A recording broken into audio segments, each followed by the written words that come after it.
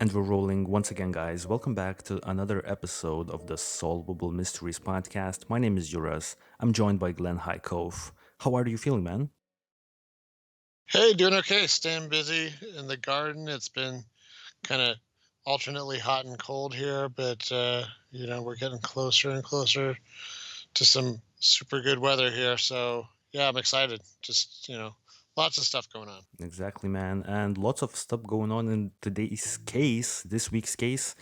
Without any further ado, we're going to be talking about the Barry and the Honey Sherman murders. At this point, I think it's clear to everyone that the billionaire couple has been murdered back in 2017, on December 13th. Uh, and I think, as we've already talked about, before jumping into the story, I think this particular case is not going to be as well known, especially for our audience members. I would say maybe a high percentage of the audience will maybe have never heard about the Barry and Honey Sherman murders. So, without us going into their backgrounds and then the whole event and what we think had happened, I want to play a few clips. So the first clip is of police responding to a 911 call that the billionaire couple has been found in their home. So I'm just gonna play it. We're gonna listen to it, and then I'm gonna play you another clip. So let's go.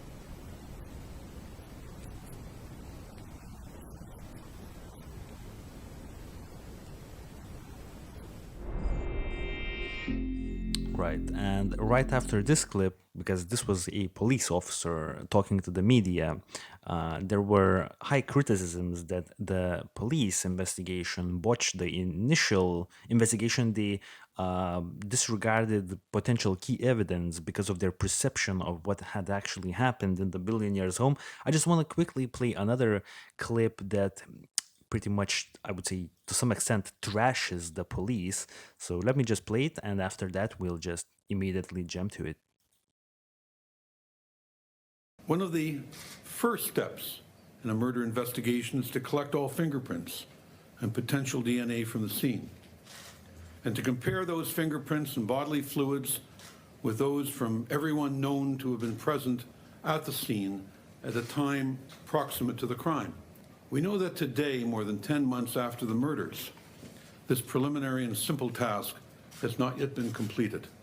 Aside from failing to complete the standard protocol of fingerprint elimination, the police also missed at least 25 palm or fingerprint impressions that were discovered by our private team at the scene once the house had been turned over to us after more than 6 weeks of police presence. Needless to say, the failure to follow simple procedures regarding print elimination again fell well below best practice standards, which should have been observed. That is lawyer Brian Greenspan laying out a myriad of complaints against the Toronto police at a press conference, giving an update 10 months after the murders of Honey and Barry Sherman, who were found strangled and tied up in the pool area of their Toronto home. And today, the team of lawyers and detectives hired by the Sherman family, and you will recall they hired this team because they were so outraged that the case had been designated a murder-suicide almost instantly. Right. So I want to immediately stop right there and bring us into this case. So, as of, yeah, dude, initially the case has been looked at by the police as a murder suicide, as Barry Sherman, the super successful generic drug overlord of Canada, who was very litigious, very powerful, very smart, had killed his own wife of many years and then killed himself. But wouldn't you agree that the position that they have been found in doesn't really correlate with that type of an event?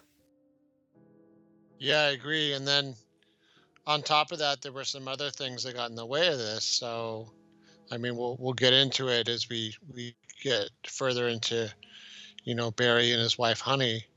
But Barry's like this kind of busted old guy, He's a senior citizen. He's, I mean, in his 70s.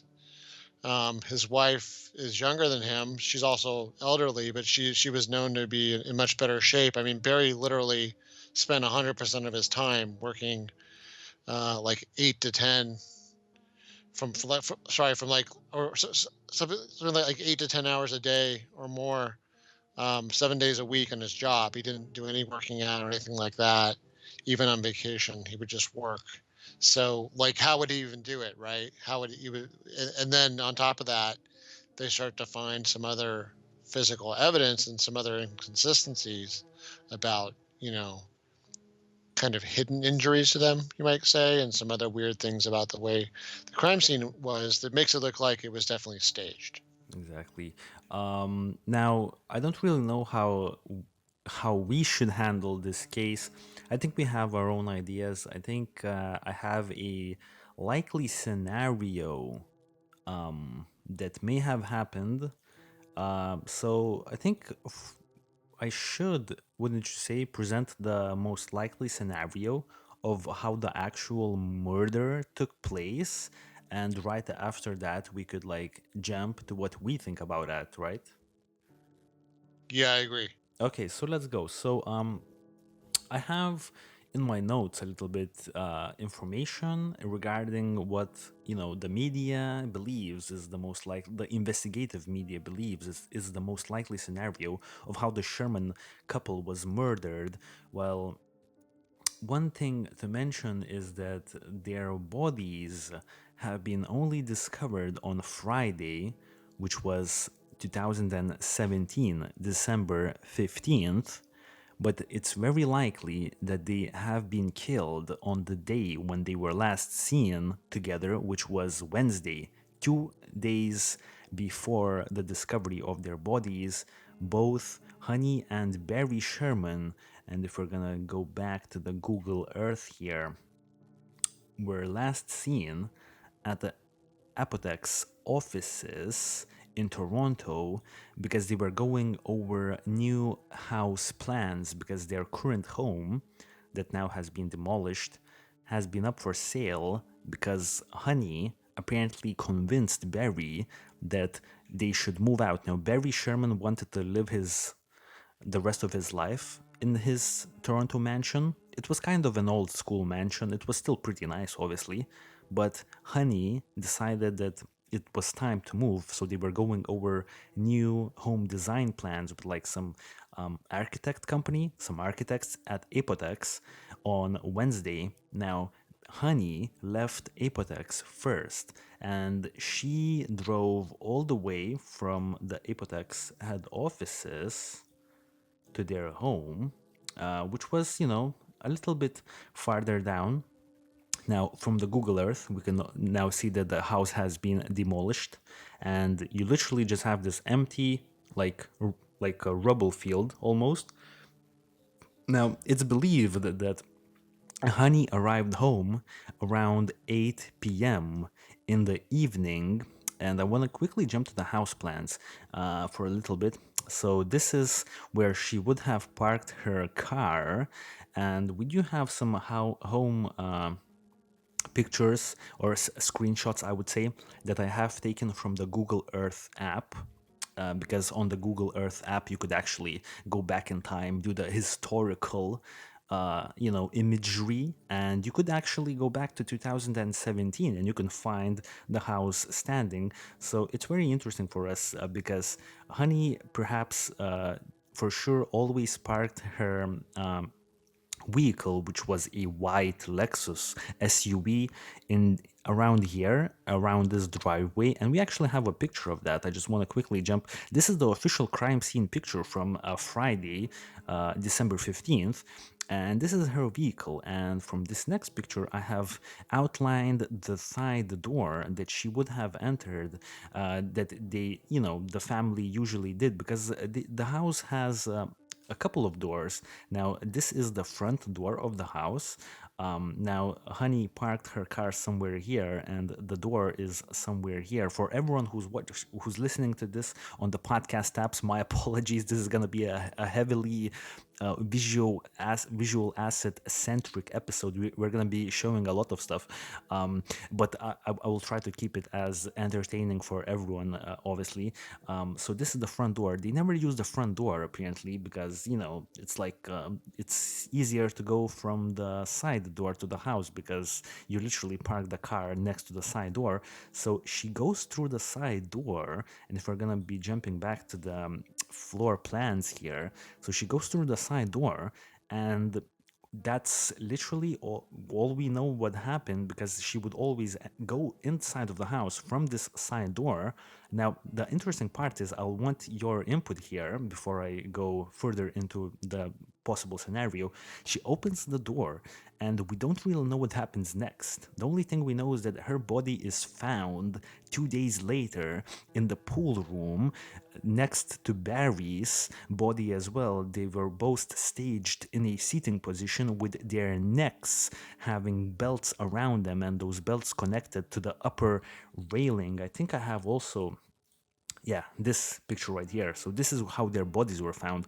Like they were found in the seated position, their backs against the pool area, and like let's just imagine them like placed here in a seated position. Barry had his legs crossed. This will be very important very soon. And belts attached to their necks and connected to this railing. It's a horrid scene. But back to my point, we don't really know what she did. We have no idea what she did, but as she entered the house from the side door, but her iPhone was found in a powder room that she never used, and her iPhone was placed screen down. You know what I mean? Like screen up against screen facing the powder shelf, the powder room shelf, like the table shelf. It's not how you place your iPhone or like any phone. You would place it screen looking up. You wouldn't like just place it like upside down. So her phone was found there, and a lot of people speculate that she may have been running immediately, entering from this side room to the powder room, where she's probably left her phone there, and then maybe she was killed. Before going further into the likely scenario, what is your take on this? Did you find the powder room phone situation suspicious, perhaps? I did, and part of me was wondering two things. One is, suppose you're suppose we're doing the scenario that she comes in and something's like really wrong, right? Yeah. Does that give you enough time? I mean, I guess, are you in a state of mind realistically? I'm trying to see it both ways, where you can call 911 while you're running, or is it just like you're running for your life and you don't really have time to mess around and unlock the phone or, any of that stuff. And then all of a sudden something happens. Okay, boom, that thing happens. How do they get you out of that room? Like, why aren't there any like signs of a struggle if there was a struggle? You know what I Perhaps mean? as I'm thinking about it, perhaps it was a situation where, first of all, there's no CCTV in this house, which is baffling. So we can't really say, but perhaps what do you think about the scenario that potentially someone was either inside of the house and they weren't immediately attacking her? Maybe they were posing as some sort of utility workers, whatever, whatever. Now, Honey gets suspicious. She goes to the powder room. She tries to call. Now the utility man is like, "Hey, what you doing in the powder room?" or whatever. You know what I mean? And she places her phone there. What do you think about that? Like, is it like maybe it's not an assault immediately? If you know what I'm trying to get at. Yeah, that makes sense. I guess either way, once they go to stop her, unless of course they pulled a gun and then like there's a threat of like immediate death or injury if you don't comply, and she decides at that moment that it's better to comply, which seems very possible. I'm not saying that's not impossible. I guess that's where I that's the scenario where I guess I could see, okay, well that's how that happened, because otherwise, yeah, how do they get, you know what I mean? And then they're like, put down the phone. Yeah. You know what I mean? Then that makes sense to me. Okay.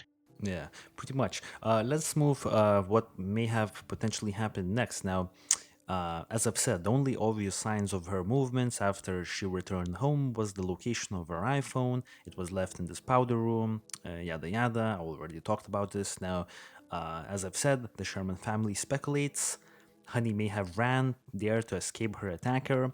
I don't see that happening. I don't see how they let her run away half across the room to the powder room where she leaves her phone, and then how does that even work? I don't really see that happening, but perhaps that scenario that I brought up, maybe it's not an immediate attack or something. Maybe that makes sense. Or maybe, she arrives home at 8 p.m., somewhere around that, and the intruder only enters at 9 p.m. because Barry was not yet home, so he would have time, and for one reason or another, or just a complete fluke incident, uh, coincidence, she just left it there where she never went. I don't know. Now, as I've said, there are two possible routes for an attacker moving Honey upstairs to the downstairs, I mean, to the basement. And one is in the middle of the house, so this would be staircase number one. I don't know why it says moving upstairs. I would assume moving downstairs to the basement. Now, this is the first staircase. I think I have a picture. Let me just find the picture of this particular staircase. I'm sure I have it somewhere, or perhaps I don't. Yeah, I'm probably gonna add it in post production because I do see the smaller staircase. Now, this is the second option, which is the smaller spiral staircase, and it would be this thing right here, as you can see. It's like a spiral staircase. Now I don't really know why they're saying that they were moving them downstairs or upstairs. I would assume they would have had to move her downstairs. And why this is important is because unlike Barry, Honey had facial injuries. Barry did not have any facial injuries, and it has been speculated that Honey had received these facial injuries because the intruder or intruders, we have no idea how many people were involved in this, had dragged her like downstairs, and her face was constantly getting hit by a new level of a stair, then another stair, then another stair, and that's how those facial injuries happened. What do you think about the facial injuries? How else would Honey have those on her face? That makes sense, especially if she was bound. That's the only way that makes sense to me, is that they subdued both of them, let's say, as voluntarily as they could. Like, so they didn't knock them out or tase them or, you know, pepper spray them or something, choke them out. They, the fact that there doesn't seem to be other defensive injuries, because, when someone gets attacked, often there's like traces of that person's DNA into their fingernails. They themselves have like injuries and bruises on their arms and their face from being struck. If that makes sense, you know what I mean? Like if you're in a fight, like you're taking impacts on more than just your that one part of your face, right? So from that perspective, it makes sense to me if they're like, well, maybe. I mean, it's hard to drag somebody, right? It's hard to move somebody along. So I could see maybe they didn't even do it on purpose. Maybe they're like, whoops, she fell out of their arms as they're taking her down the stairs to the next scene. where other stuff happened, Mm, and because it works against them, right? Like they yeah. don't really want her to look like, I mean, even with the murder suicide scenario that they were trying to frame up, like there's got to be some injuries on him too, right? Exactly. Otherwise, it doesn't make sense. Like, how did it happen? Yeah. Exactly. Now, I found it very interesting, and this is still I'm still going according to my notes. I'm not diverging. Everything is going according to plan so far. The next thing I want to bring up is the police initially, upon coming to the scene and then giving initial comments to the media, they said that they found no signs of forced entry into their mansion, but later on, we found out that there were two areas, at least two areas, where someone could have fairly easily went into the mansion. So the first area is, I'm gonna jump to another screenshot of the house plans here on the visual assets for everyone who's watching this on the YouTube channel. Somewhere around here. Now, I know it says living room, but let's imagine, because I only found like the middle floor plans. There's apparently a lot more floors in this mansion, but it's really hard to come by those things. So I just grabbed this one and I, like did a little paint over here. So I think we should realize that somewhere here in the basement, one of the basement rooms had an open window, slightly open window, because the realtors initially when they arrived at the house with the prospective buyers of this house that was listed for 6.9 million dollars, I think that's US dollars or perhaps Canadian, who knows. They saw that there was a window slightly open, 6 inches open. Now there was a reason for it to be open, because recently there was some paint work done on one of the walls in that room, I believe, and there it was open so that the smell would air out because it was recently done. So there was an open window someone could have went in, and also there was a unlocked back door from like their yard area. It was somewhere here, and apparently if you would enter through here, you could go all the way up to, I believe, I don't know if I have it right now, but I do have another pick. Like from here, you could like go up to the upstairs patio area, which was also unlocked. And by the way, I just found a picture of the other staircase, and this is the picture that I was looking for. Basically, this I know this is like a little bit off course, but what the heck? I think it's gonna be interesting for everyone who's watching the visual assets. This is, to my understanding, is what you see when you enter the residence, like from the front door. So as I've said, potentially Honey Sherman could have been dragged through one of these two staircases. Like we see them both here. This is why this is such a nice shot. I think she would have been dragged down the stairs, perhaps. And yeah, pretty much, we had two possible entries in the house. Dude, your opinions on the possible entries? Do you think they're, like one of them have been used, an open door in the backyard area that would lead to the upstairs patio, or the slightly open basement window? I'm leaning towards the door. I always feel like the basement window. I don't know. I feel like windows are hard to get in and out of. You never know if they're going to move up, and then I feel like because they're often like there's like soft ground, especially Canada, right? Because Yeah. it's much wetter up there.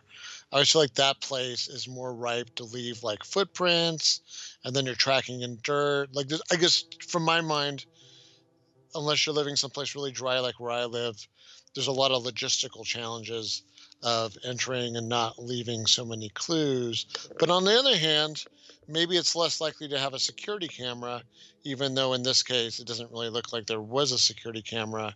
If you didn't totally know what to expect, maybe you would be more worried about that on a door versus a window. Exactly.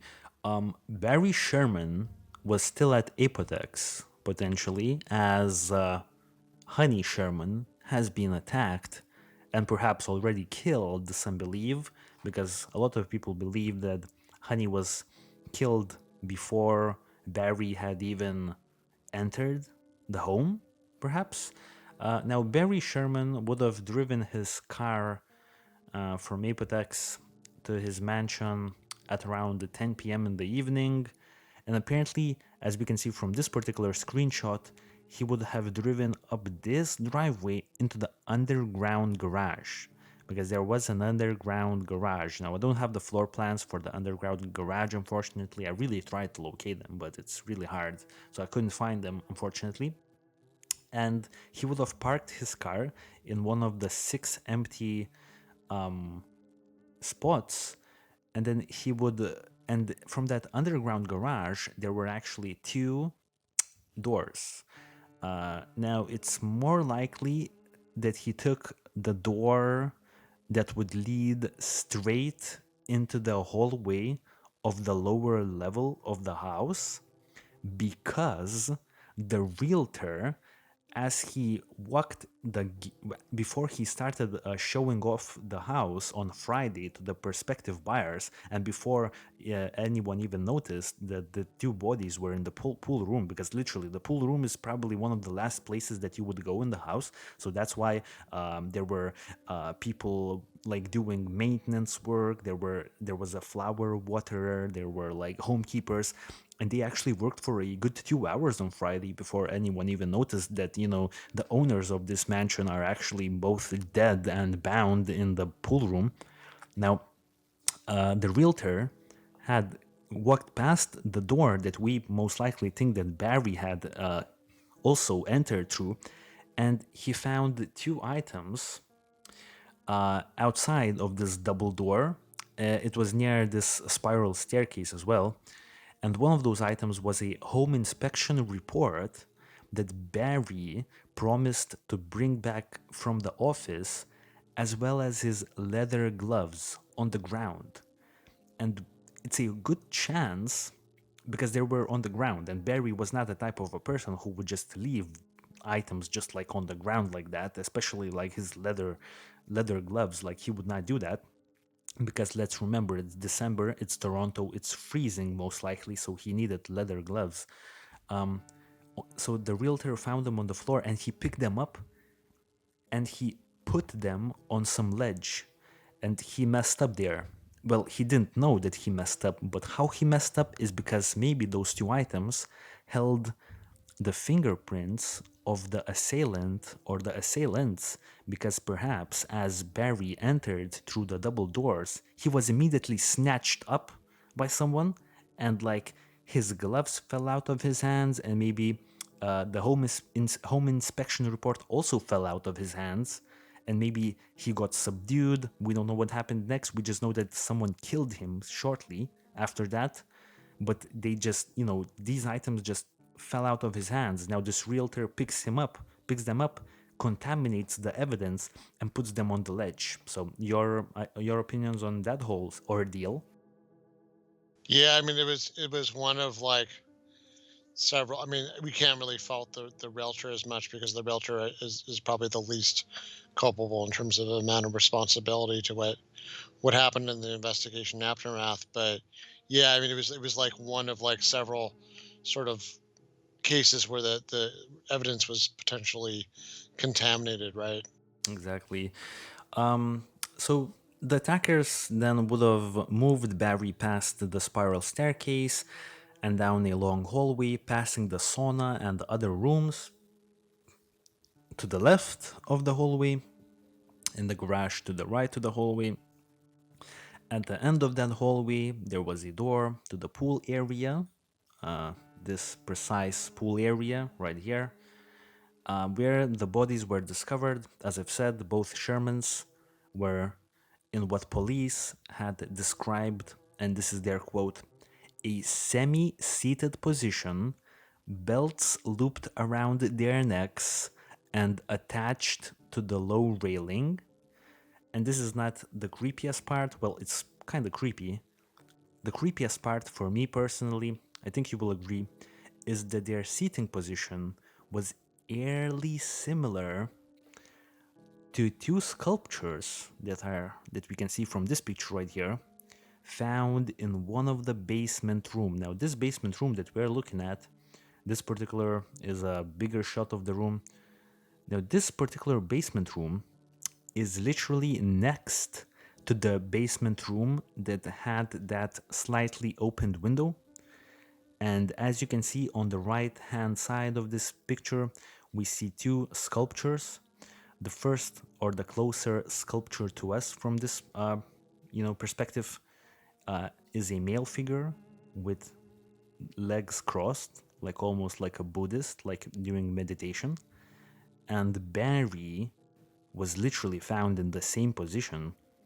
And then, Honey was also found in a similar position as the other sculpture. So I have my own opinions of what this could mean if this was actually mimicked to the sculptures. Now, they own these sculptures since the 80s, by the way, so these sculptures have been for almost 40 years at this house, I would say, or like a long time. I don't want to give my ideas just yet. I want to hear yours first. It's so weird. Like these sculptures, I was trying to make I mean, by the way, before the show, before we started recording, you and I were looking at this and we were like, this room looks with the admission that like, look, I mean, stuff could have been removed post mortem. The room looks kind of tacky. Like it looks like something out of the 1980s. That art kind of reminds me of some of the modern art that I would see here at LACMA in the 80s. It also reminds me a little bit of like have you ever heard of this exhibit that went around called Bodyworks? Nah. It was kind of a big deal about 15 years ago. So it was like these bodies that they inject with plastic. So it's like real life dead bodies, and they were like different exhibits, and they injected them with plastic so that like they don't rot. And it was fascinating. I thought I was going to be grossed out by it, but then I went to go see it, and it was actually pretty interesting. But it kind of reminds me of that. But then, yeah, I mean, to your point in your question, um, yeah, it does. It's like eerily similar that someone posed it that way, and it does make you wonder, like, was this like someone's sick idea of a joke when they did this? Not that this was like the motive, right? Or like I want to do something like this, but you can't help but wonder, like, what the hell's going on here? Like, why does it look so much? Why does what happened to them look so much like this statue? Now, this would, I think, play more towards the original conclusion that it was a murder homicide, right? That like that like Barry, I guess, if he was the one that loved the art, that we don't even know that that's the case because it doesn't really seem like this is the kind of stuff he'd like to spend money on. He doesn't seem like he'd like to spend money at all. Yeah. Right? I mean, Yeah. it seems like the wife was the one whose job it seems to be was kind of spending the money tastefully. Um, in theory, then that would be like his fetish or something, right? Like, oh, I'm gonna look like we're gonna look like this weird statue, when I do it. But once again, it's like, well, by the way, have you ever heard? I've never heard of someone in a murder suicide.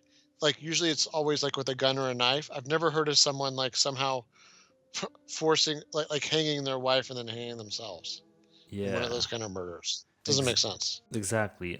Before we jump into what we actually think happened, I think if it was done with this intention, I think. Okay, so a quick backstory. We will get into this backstory, I think, in more depth really soon.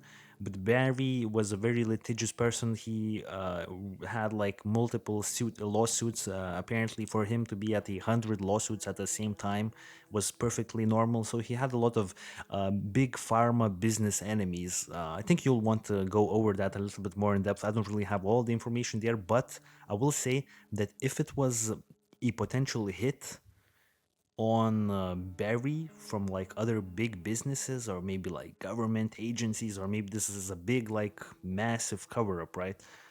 I don't think they would have gone for mimicking how these sculptures look, to how the bodies were found. Also, I don't think Honey would have been killed. And why in their home? Barry never had security apparently, or most of the time. I see better ways of taking out Barry. So for me, killing his wife and himself and then maybe staging him to look like the sculptures in the basement, to me this screams personal problems with someone, like personal issues, not a big organization trying to take him out for like an additional few billions of profits. This for me screams this is some personal stuff, you know? I don't know, that's what how I feel. Yeah, and it's weird because then you start getting into like the game theory of it. I mean, I think you're. Let me just preface this by saying I think you're right. Like a lot of the reasons, like when you and I did our kind of rehearsal before this, going through what we were going to talk about. I mean, a lot of what you said is just right. I mean, yeah, if you turn to like think about terms of risk and motive, it doesn't make sense. But then it's like maybe that's why you do it that way because you wanted to make it look like it's personal, so that you're trying to redirect suspicion, right? And then you're also, Yeah. if there's any personal element to it, well, here's the thing. So like when we start getting into who Barry really was, and when we get into like his life, and he's a really fascinating guy. But then some of the stuff you discover when you look at his life and his challenges and sort of his his like fighting and legal battles, and how he's like gone to the mat with like the Canadian government and these big pharmaceutical companies and like his relatives and all these different people he's invested in and all the back and forth, and even the reasons why he would do his lawsuits even when he doesn't really need it. Yeah. Sometimes it doesn't even seem like he cares about it.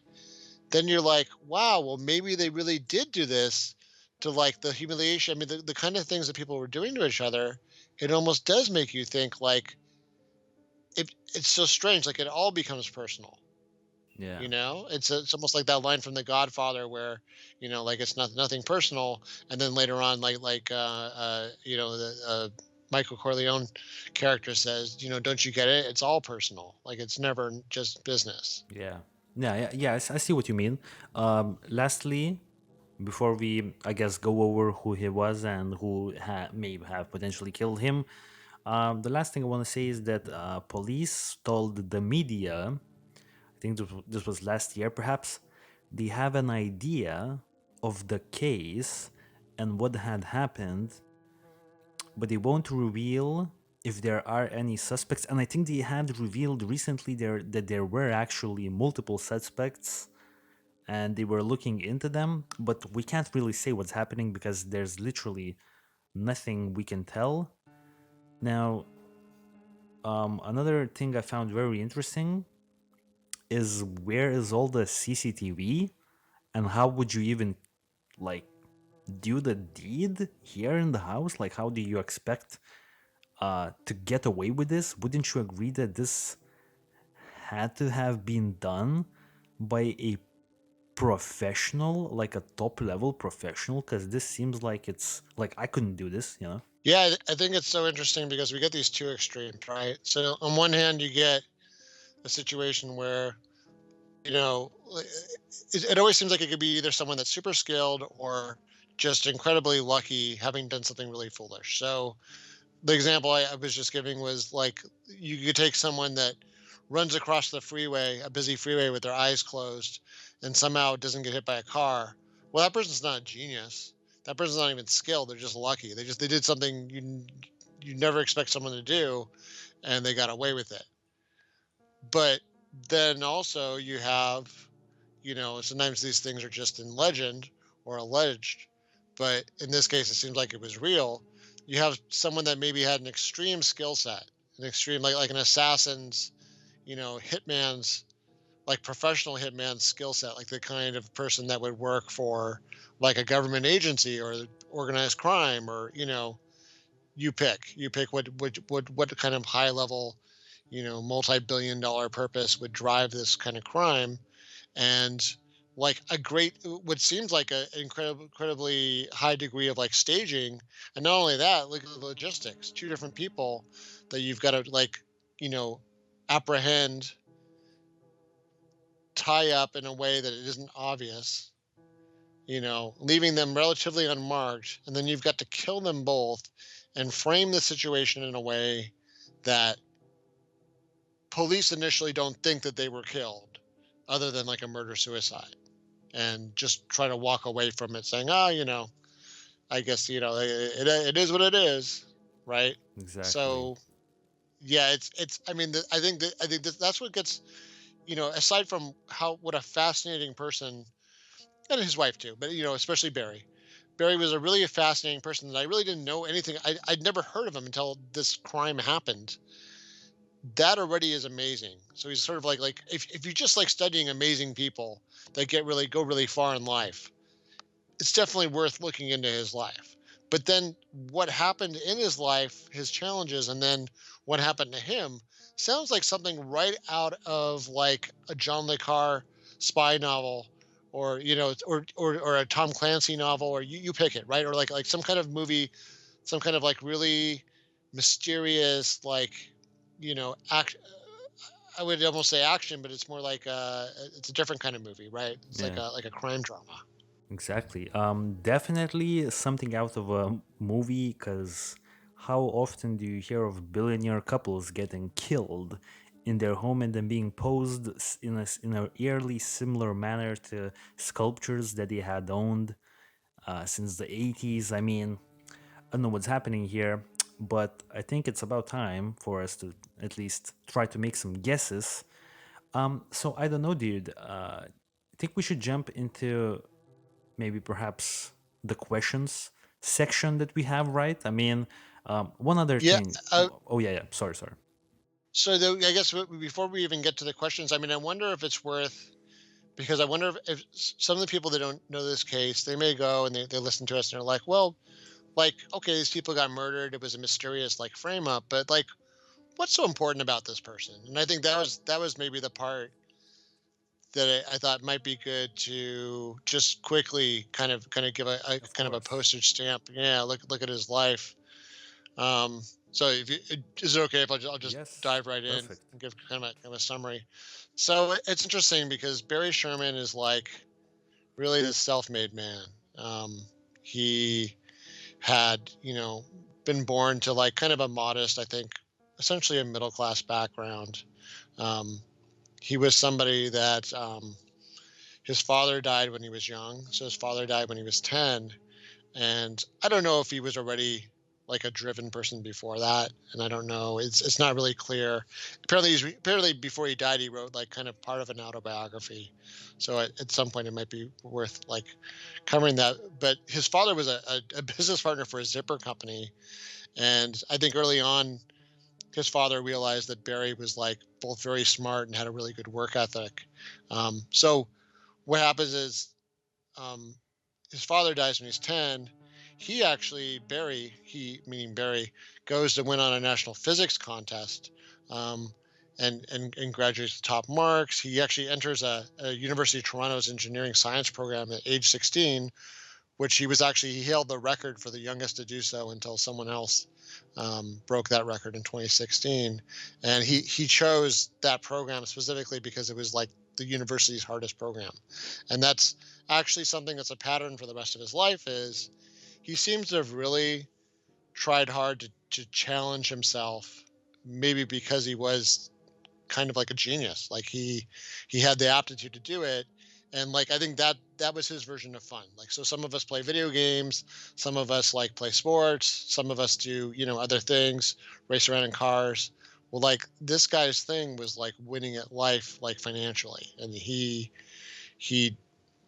I don't know if he may have had a knack for it, but I think he really applied himself. Now here's the other thing is, one of his family members, his uncle, Lewis Lloyd Winter, had a company called Empire, which was Canada's largest wholly owned pharmaceutical company. And he starts working for his uncle, and he's doing like, it's interesting because on one hand he's like working as like a driver, like a truck driver, right, picking up urine samples for pregnancy tests. Yeah. But then he's also helping watch over operations. So it's weird. He's like, you know what I mean? Like he's down in the trenches doing like the blue collar stuff, but he's also like helping his uncle run the company. Well, what happens is, on one hand, Barry's going to college, and he gets a PhD in astrophysics from MIT. I don't I don't know if everybody is listening to this and watching this understands that MIT is like the Yeah. either the or one of the premier technically oriented, like science oriented universities in the United States of America, in North America, let's say, probably in The the world, world. really. Yeah. Yeah. Yeah, yeah. So astrophysics, right? So it's interesting that this guy, he wants to just do like one of the hardest things you can do. I mean, I don't know. I've been other than like maybe medical school is also up there. But astrophysics is, like kind of the top, right? Or it's right up there with like, I don't know, string theory and things like that. Yeah. Okay. So he's doing that. Meanwhile, his uncle dies. Uncle dies, and then his uncle's wife dies right after him. They died with that, or whatever the timing was. They died within like a couple weeks of each other, and this leaves their children orphaned. And for a while, the company is being run by some other people, and he drives kind of a hard deal with the people running the uncle's company. He's like, listen, I'm a genius. I'll come back and run it for you, but you got to like kind of agree to these different conditions. And those conditions weren't even that stringent, except that there were some conditions about like ownership and what happens if he sells it. And, meanwhile, like someone needs to run the company who's capable. And they actually turned him down the first time because they thought his criteria were too strict.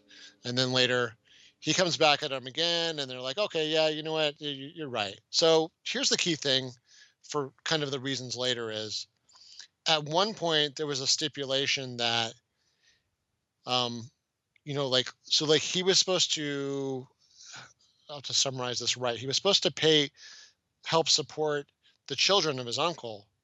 Um, and I believe that if, I'm trying to remember how this works, once they were of age, he was supposed to turn over like some shares of that company to them.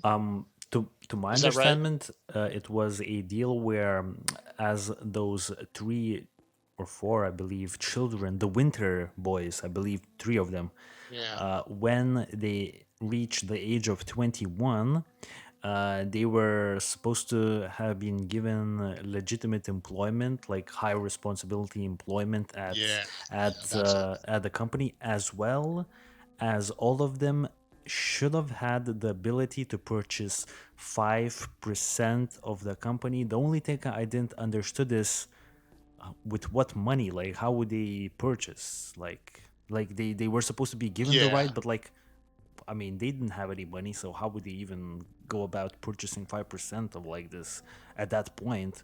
Already a multi-million-dollar enterprise.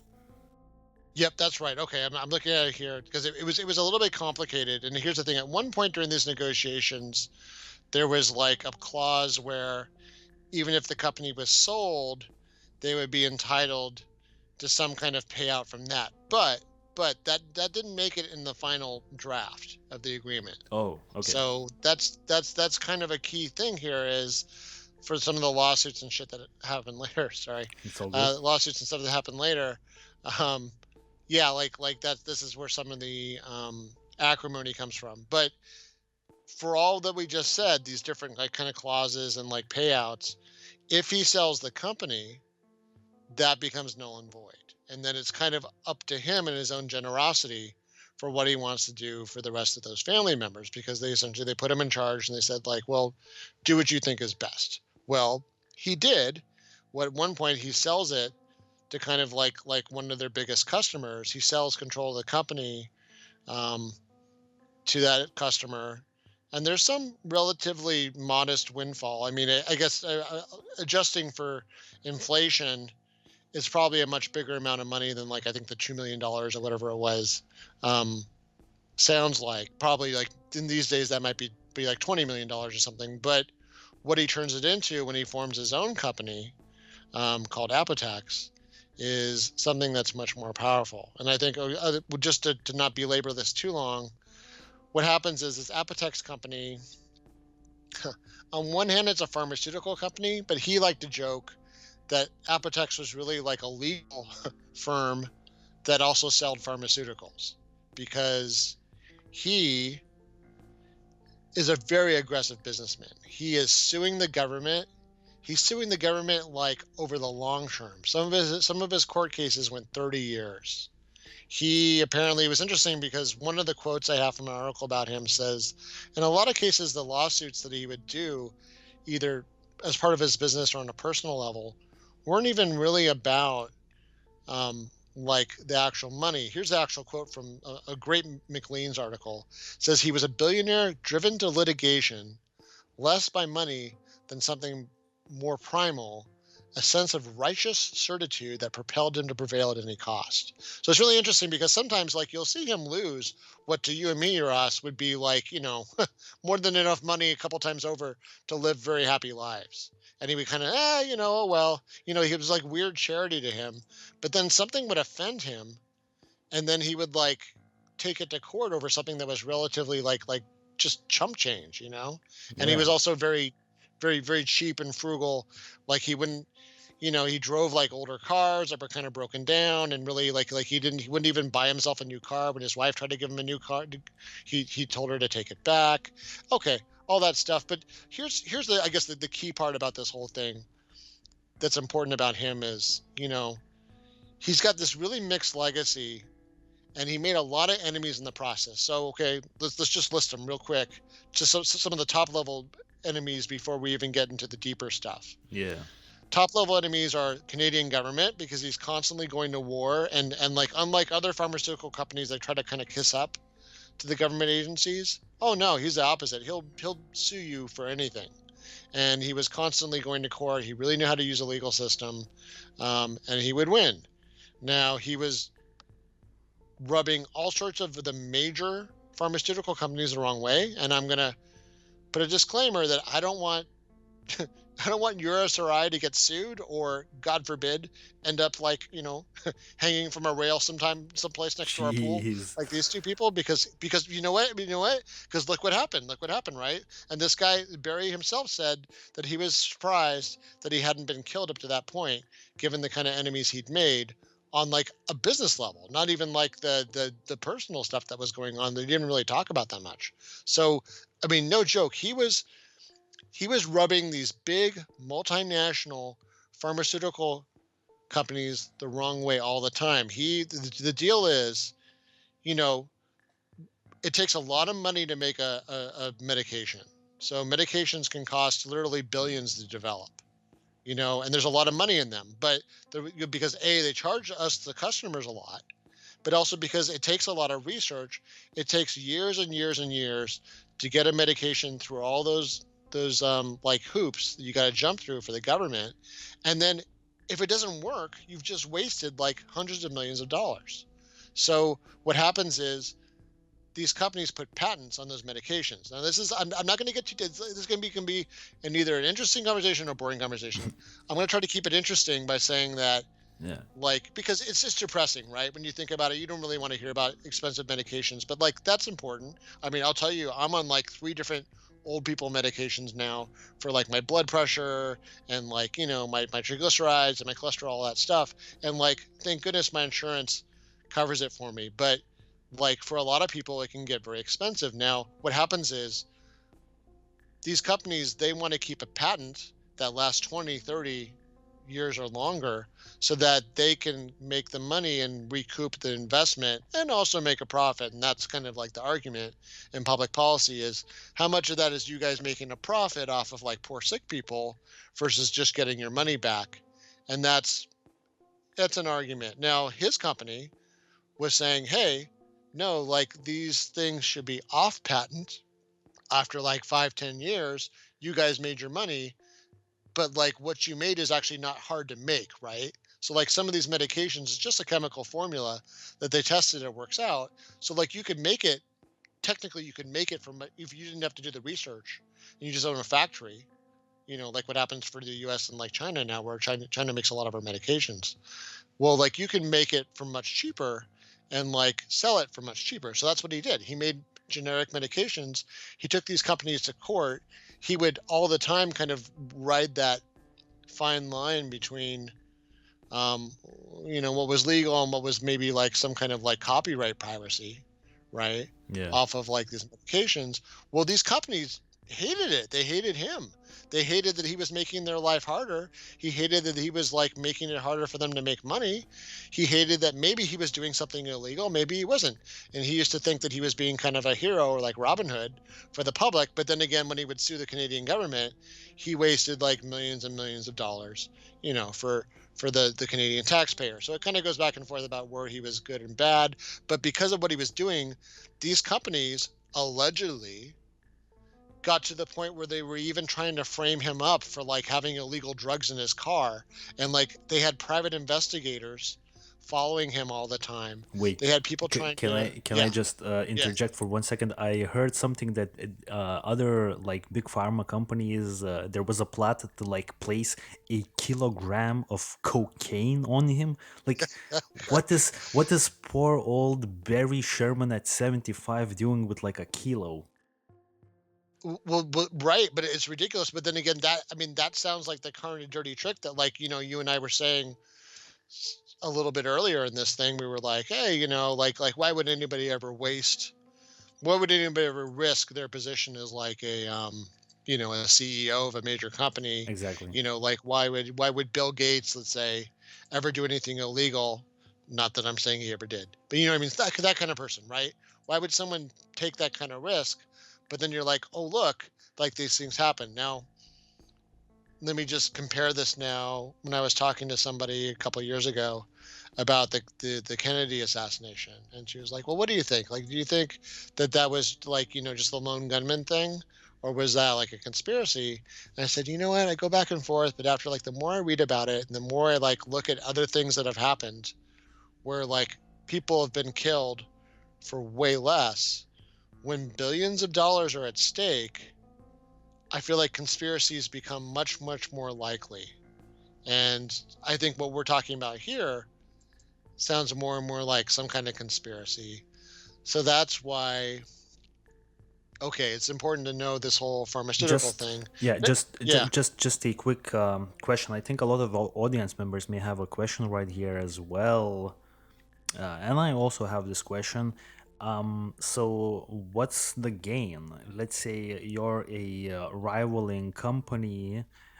First of all, I'm interested whether there would be a mashup of companies coming together for this one hit on Barry Sherman, or would there be an individual company? And then, what's the actual gain? Let's say Barry is no longer in the picture. Do we then expect the litigations to like sort of like go down in size, and maybe the Apotex organization becomes less aggressive towards other big pharma companies? Is that what the potential gain is for like the other companies, big pharma companies, to kill Barry? Like, what are they gaining here? Yeah, I think that's an excellent question. And I think it's exactly that Barry is sort of the like author of all of this. So this really is his strategy. The company is really an extension of him and his own policies. So I think that's like the hope, is that you make him go away. Okay, well, under that theory, right? I mean, just And his I'm sure wife they would want. and the wife. Well, yeah. So then that's where it gets into either a shaming him, like shaming his legacy, because as we'll get into real quick, he also has a pretty nice legacy that he tried to build to kind of balance out. Like he was, for all of this, sensitive to his own kind of perception in the eyes of history. So that helps kill that legacy. It just yanks it right out from under him, right?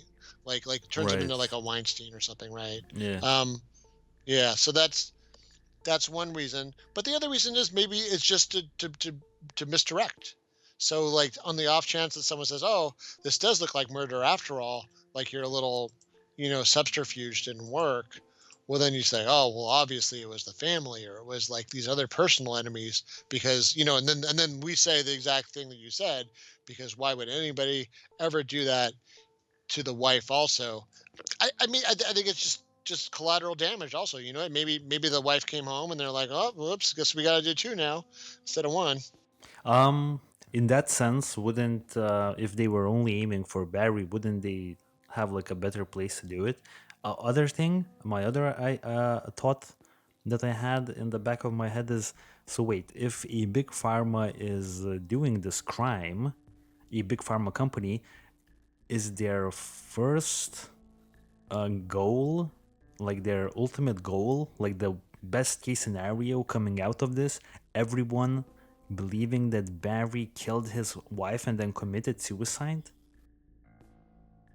Like, I is think so that's, because oh I yeah, think yeah. yeah, I think I mean if it was big pharma, let me even lump in the Canadian government because he's not at this point he's not like a friend to them as much as he made these big political contributions to major, specifically major liberal um, Trudeau. politicians, and that was almost entirely.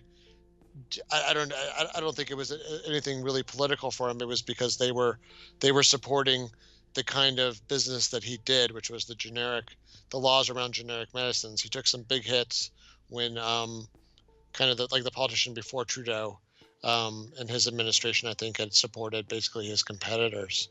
Um, yeah, I think like for where if it was the government or big pharma, it makes somebody go away, and I think I think his business erodes underneath that. I think whoever's after him, two reasons. One is they're just not as smart and as aggressive as him, and they don't have as much at stake. And now it's just a job, right?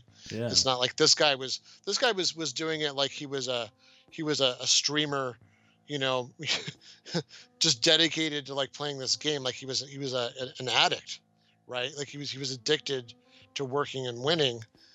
By the way, this next person, what if they do read between the lines, like you and I kind of are here, and they're like, oh, I don't want to end up like that, like chained to a rail, like hanging from a rail next to a pool, like Mm. I don't want someone to can opener my head when I'm driving down the road one day. I mean, like that was always the thing that they said Just about JFK. Gotcha. Yeah.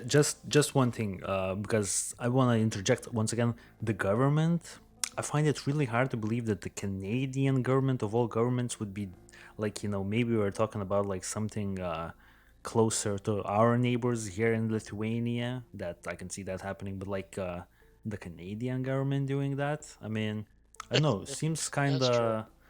kind of hard to comprehend. Like the Canadian Well, government, let's kill this guy because he's like suing us all the time.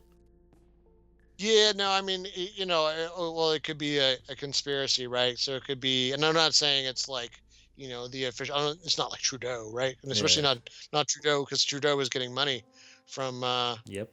from him. But it could be people that are deeper within the intelligence community, or I mean case. I mean that was one of the main theories of the JFK assassination was that people within the government and then recently employed by the government were in league with other people who weren't in the government. So it's like a conspiracy. It's people from different teams working together to make something happen. Gotcha. So yeah. Yeah. Anyway, so that's I'll go there now. I guess just to finish off my little kind of mini rant about this thing. Just getting aside from the pharmaceutical stuff. Um, Other than that, he was a pretty interesting guy because he was known for being very generous to a fault sometimes, where people were like, wow, like these like totally it's almost like this company was the only thing he was really good at, because he would try all these other ideas and a lot of them wouldn't work out, like in part because I think he didn't do the research, and I think maybe he was a little cocky, and maybe he just didn't care. So he's like, maybe that was like his version of like a casino, Yeah. where he's like, you know what, I don't I don't go to a casino.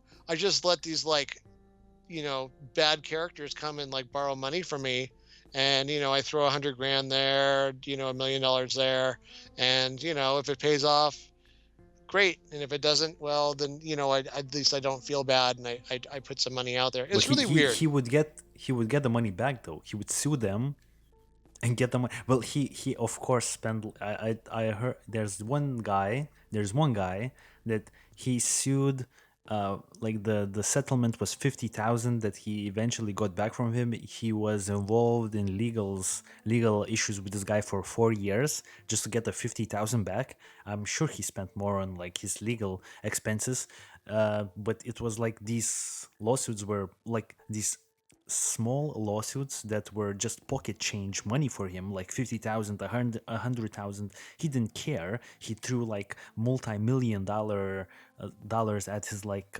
estranged family members, like extended family members. So he was like going out for people on like a personal level to just get back at them through like legal means. Yeah, exactly. That's what I think. I think so. Just from that, if I was looking at like a ledger, I feel like he was down. He was down money. Like he had some of these projects. One of them was like $100 million, I guess Canadian, and the thing was like a total wreck. Like he definitely did not. You could never sue that money back. Like a lot of these losers, I'm just gonna be frank, they were losers. A lot of them, or con men. I mean, there was they weren't worth anything. You know what I mean? You could never get that money back. It was like it went down a hole. It went down the drain. So from that perspective, it was really weird. But then he had like this. Just he was known as being very charitable. He gave to a lot of charities, even though he wasn't religious. He gave to like Jewish charities. He did have some weird like some iffy stuff where like I don't know that it was the Jewish charities, but one set of charities that he gave to, it was like he got a tax credit, and then he like borrowed the money back on the tax credit. It was like, you know what I mean? It was Yeah, like if you yeah. got credit, you know what I'm saying? Like if you like oh I gave $100,000 to like the Red Cross, and then you're like, hey Red Cross, give me a loan on that $100,000 I just gave you, and like loan it all back to me. Well, like you didn't really give anybody any money, right, at that point. It's just weird stuff like that, but that wasn't the majority what he did. But it was, and by the way, I mean, even with that all that stuff, it got fascinating because like I saw like at one point, the JDL, which is sort of a I'm not going to get political here. They're it's the Jewish Defense League, so they're like a very like pro-Israel, um, not that there's anything wrong with that. Very pro-Israel, like pro-Jewish political group. And at one point, they were protesting him, and I had to read that. I had to look up, and I was like, Why were they protesting Barry? Because he was giving all this money. Yeah. Well, because he was supporting politicians who were basically, somewhat anti-Israel, like Oh, Trudeau. yeah. Yeah, so it was like from that perspective, it was like, yeah, like they knew he was doing good things, but then when he like because of his because he didn't really care about the, let's say, Israel-oriented political stances of these politicians who he was basically like, funding because of their pharmaceutical stances. Well, they're Yeah. like, well, you're getting in the way, it was interesting that sometimes it almost seemed like I mean, if that got he too I- complicated for him. if Yeah. if he secures the bag by getting, if he secures his money by sponsoring Trudeau and those guys,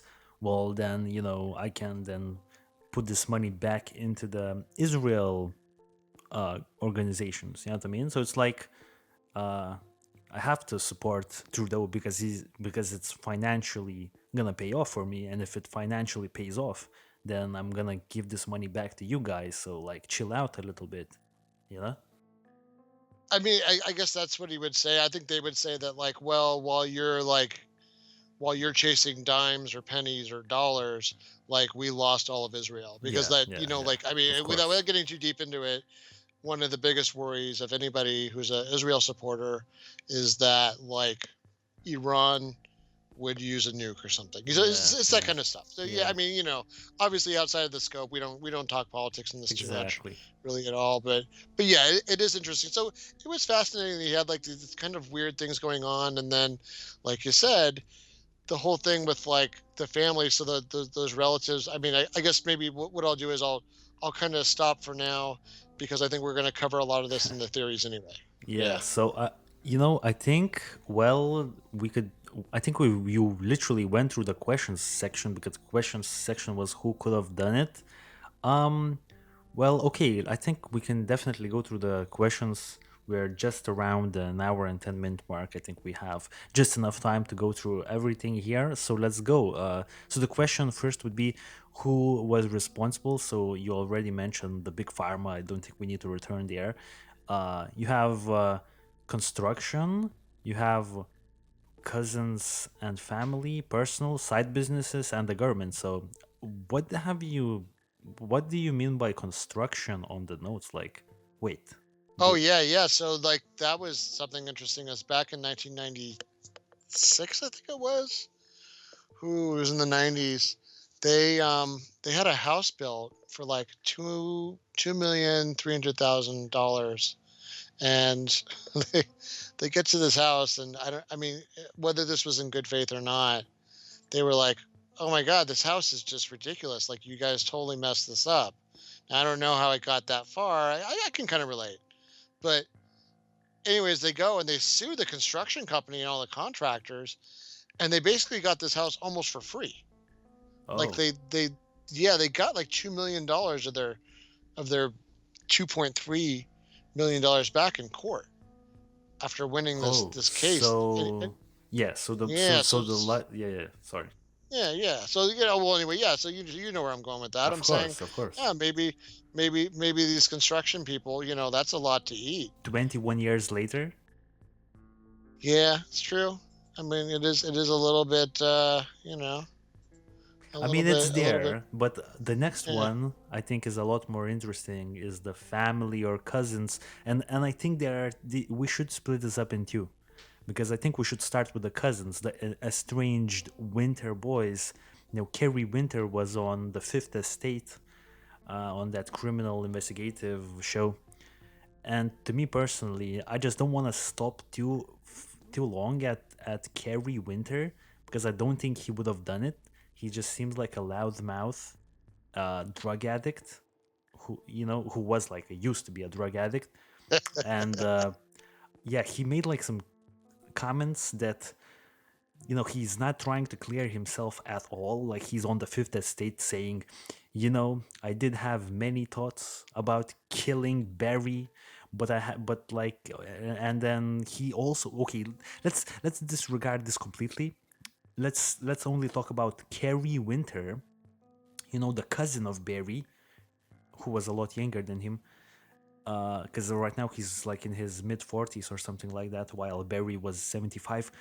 He said that Barry had, like, years ago already asked him to kill his wife Honey, because apparently Barry hated Honey, and then Kerry said, well, I was up for it because I also hated Honey. I wanted to kill her as well.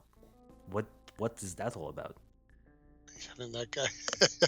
I was laughing because that guy is like cousin Cracky, there, cousin Yeah, Crackhead. yeah. Yeah, I mean, which by the way, apparently Barry had been like supporting this guy and just giving him money for, for just out of like pity. And Yeah. then he said, "Oh, he was trying to keep me high. He wanted to keep me down by supporting me." So it's like you can't Giving, win with this guy, dude, right? I read a quote. At the peak of his allowance, he was receiving $20,000 monthly from Barry. So it's like, this crackhead would never be been able to run any business. All the businesses that were sponsored by Barry never made a profit, and he was getting 20,000. Oh my god, like, dude, like, it's like this Kerry Winter guy, I feel like, is a complete loser. I don't think he would have the capabilities to go in and do such a professional hit. You know what I mean? He's just a loudmouth. I think we have another interesting uh, point to look at.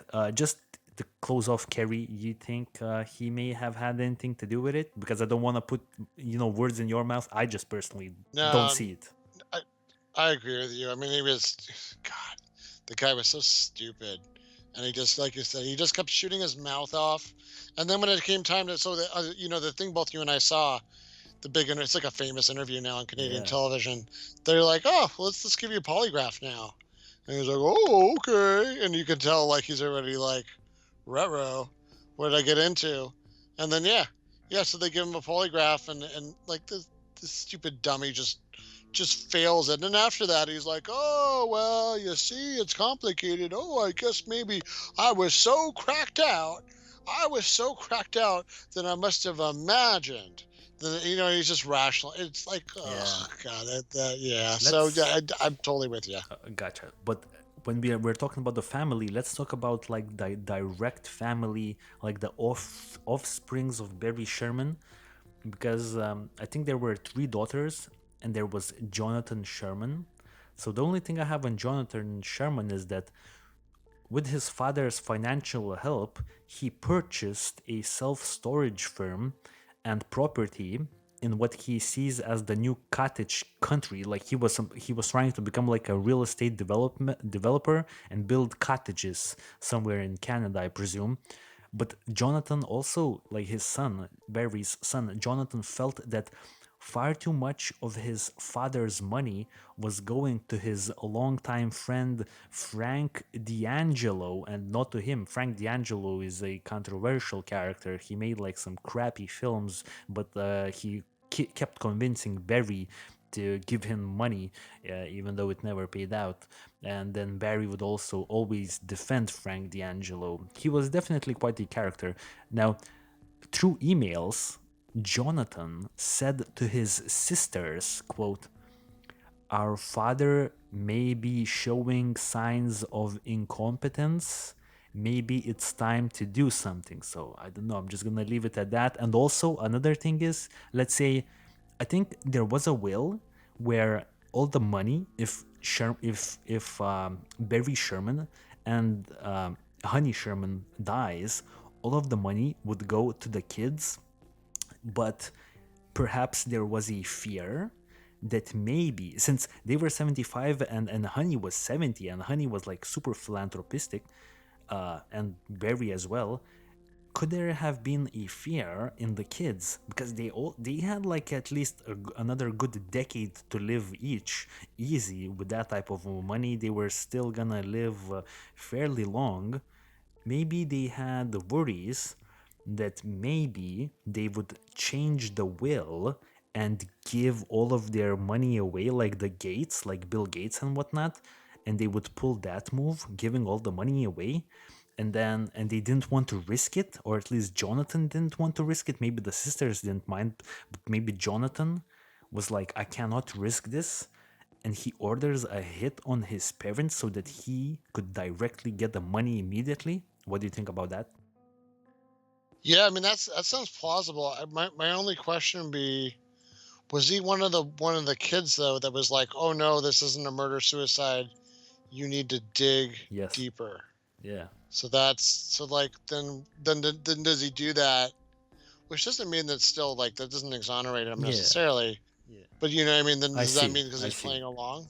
I, s- Yeah, I s- I yeah. see. That's I see the motivation to if that was the case, then for him probably the motivation would be to keep shut, and maybe that potential scenario that dad killed mom and then killed himself would play, would benefit him because no questions asked. I get the money now. You know what I mean? I do see your point.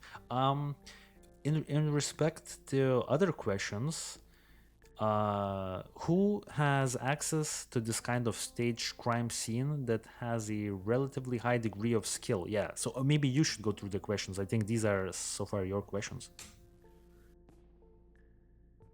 so. Yeah, I mean, Yeah, I think it's about who would have the ability to stage the crime in such a way, yeah. right? So yeah, I mean, I guess we covered this to some degree. Oh It's yeah. like, yeah, who? I mean, who could do this? So I mean, let's be really specific about what they found. So what they found was, like you said, they found the, the clues that this was a murder were really subtle. So what it was specifically was, well, besides what you already said, was like where are the defensive wounds? Like how did how did Barry force his wife to hang herself? Right? Like I mean, how did because their hands are out there in front of them, their hands are free. Like it doesn't seem very clear other than some facial injuries that like there was really any physical violence. And then it's like, well, where's the bruises on his hands from hitting her in the face? And meanwhile, like I said, he's like this busted old man, and she's like, I think bigger than him or in better shape. So like apparently someone even joked, like, I mean, kind of in a macabre way.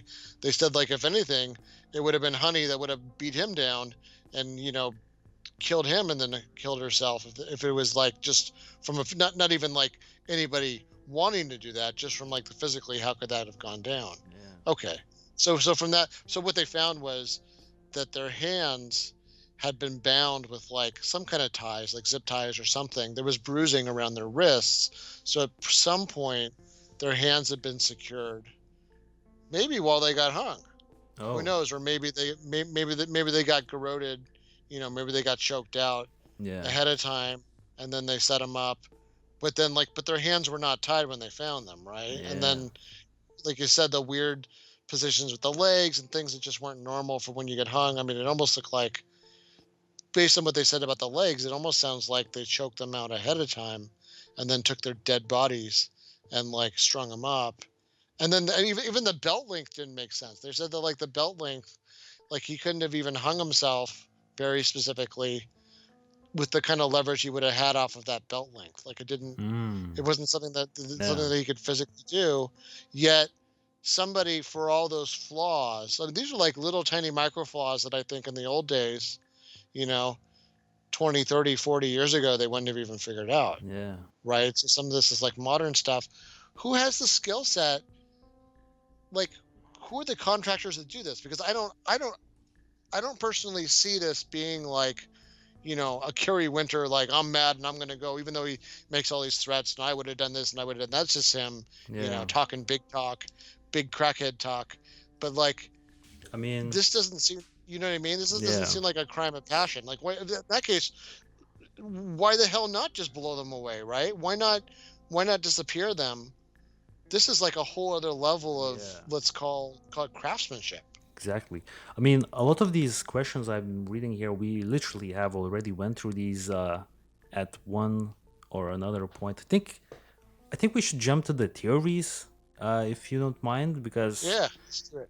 for me personally, so yeah, just to give my own personal take on the whole case, is that the only thing I found really interesting is those two sculptures, like that would actually give us any answers, because I would need to see the actual pictures of how the Shermans were found, and if they really would convince me that it was actually a mimic, then this is a big key detail, because we could look at it from two angles. We could look at it someone literally having some personal feelings against the Shermans and staging them just as a to mock them as the sculptures, or it's a organization of hitmen who tried to make it seem like it was personal. So I don't really know, but I will say the fact that the whole crime seems to me was of a professional manner. So I can only see this being a hit by professionals. So I would probably disregard everyone who had personal issues. So I guess for me, this only leaves big pharma. I will say the government is a little bit too much for me here. At least personally, I believe, it's too much a little. Big pharma is not too much, but perhaps I don't know. Then the family members, the Winters, I don't see it happening. They're loud mouths. They want attention. Jonathan Sherman, I really need to look into him a little bit more. I don't want to make this assessment, but I do think there's definitely a way for Jonathan Sherman, who knew probably the family's routine, to like call up someone, you know what I mean, and pay them for this hit, because he's if anyone's like out of these proposed theories, if anyone's gaining something, I think Jonathan Sherman and the sisters, they're getting the most. Like, if anyone had to gain something, if they had like devious intentions, the big pharma, sure, they're saving billions, but they already got billions. So it's like, sure, they're getting something. The government, sure, they're like they lose this one. guy who constantly takes them to court. But I mean, they're still, doing, like, I mean, working for the Canadian government in the offices. I mean, it's a pretty cushy job, so it's not like you're trying to kill people to make it even cushier. But then the family members overnight become billionaires. So it's like, I don't know, the family seems like they had the most to gain. So also had like marked some other people here, like his shady fraudster friends. I don't think anyone from those shady guys have had anything to do with it. There was one guy, Mulazim Hussein.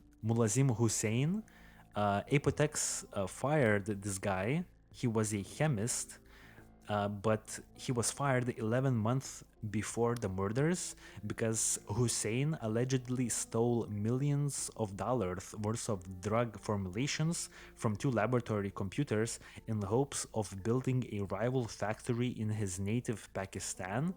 Hussein has denied any wrongdoing. I found this Hussein guy pretty interesting, but I mean, would he really go and kill? I don't see it. I don't know. Like, I really need to look at the family. That's all I'm gonna say. Like, I really need to take another look at this family. So yeah. I just wonder. I mean, I guess if we're coming kind of into the conclusion phase, I just wonder either way. Like I said, for the big once again, allegedly, and doing all these disclaimers to protect myself legally, I feel like either way you have to find like these contractors that have a very specific specialization. So then it's like, how do you find, I mean, assuming you didn't just find somebody that got lucky, right? Somebody that had an idea and they watched a couple of YouTube videos or read some books and got themselves all worked up and somehow like weekend warriored themselves into doing it the right way. Part of me is like, okay, assuming that's what not what happened, that it wasn't just some total dummy that somehow just by a fluke did it the quote unquote right way, then I have to wonder like, okay, well, like, how did you? There must be like, I'll give you an example. Like, do you remember? I know I'm saying like a lot. Do you know this site called the Well, it was like the dark web, Yeah. the Silk Road. Yeah. You've heard of that? So that was it was interesting because it was sort of like the eBay of Narcotics. black market. Yeah, narcotics is what a lot of what got transacted there, but other things like black market guns and other illegal goods, credit cards, etc., Yeah. credit card numbers, things like that. Okay, so like there's always been a marketplace. I mean, way back, even back before the government would admit that there was a mafia, that there was a mob. At one point, organized crime had something called Murder Incorporated, which was sort of like a it was like a corporation of hitmen. So I don't know if you know this story, and I'm probably mangling it a little bit, but at one point, organized crime had their operation, before like RICO and all these other laws came into effect, and FBI got real serious about it. Organized crime had essentially like a national corporation, a hitman association where you could kind of like pick up a phone and get murders done professionally, like to this level of professionalism in some cases, like by somebody who didn't work for your organization. Does that make sense? Yeah. So it was almost like a privatized version of the CIA for like the mafia. So then I wonder, okay, and then we know that like the CIA, the FSB, all these other major intelligence agencies who do more than just intelligence, who do, let's call it wet work. Yeah. Well, they train people to do that work for them, and they also use private contractors. So at some point, there's a group of private contractors who do work like this, whether it's killing Iranian nuclear scientists or, launching drone attacks in the Ukraine or, fill in the dots, fill the blanks. At some point, some of those people are like, oh, like I could make money off of this. So then, yeah, once it comes down to who had the most to gain, that's not always who did it, but it's like there's that Latin phrase, cui bono. So to whose benefit? So I think from my perspective, that's what I look at. And yeah, there's like two groups of people. One of them is the people that would inherit the money, and the other are the people that were taking a freaking, financial beating from Barry Sherman, and who would benefit from him not being around anymore, even for like you said, only a handful more years. But the fact is, even after he died, like there were still lawsuits happening that were in motion just out of momentum from him. Yeah. Um, that's actually a really, good observation here. So it's like, yeah, the family or the businesses, the big pharma. Um, I don't know, dude. I feel like it's a good closing point, don't you think? Unless you have some other stuff you want to go over, because I think we've pretty much, at least personally, I covered literally everything I had on my notes. Yeah, I'll just close with one last thing, and this is something I've always wondered, and maybe this is the answer to my question. So I always feel like, look, that we already said Barry was kind of cheap, almost in spite of himself, frugal, let's say. And let me just say to any of our listeners and viewers, if you ever become a multimillionaire or, God willing, a billionaire, why don't you go ahead and do yourself a favor and hire a friggin' bodyguard or two or five for like, Yeah. somewhere between 80 to $140,000 a year. If Barry Sherman had had one or two of those, he would probably still be alive, unless, of course, they got paid off as well. But I always wonder, like, with some of these other major figures who I won't name, I always wonder, like, what their security is. If you're like Warren Buffett, my joke, not really a joke, is, they say Warren Buffett lives in like this nice little middle class home in like Omaha. Yeah. And I'm like, yeah, but I bet you a SWAT team lives across the street from him, I you bet. know?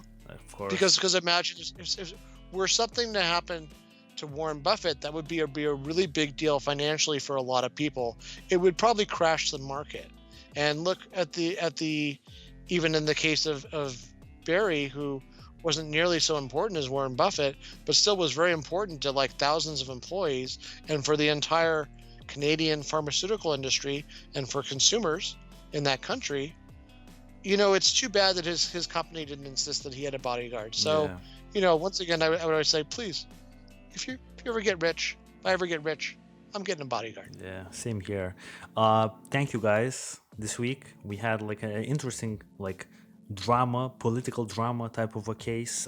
Next week we're probably coming back to something more regular that we do. But yeah, this was definitely interesting.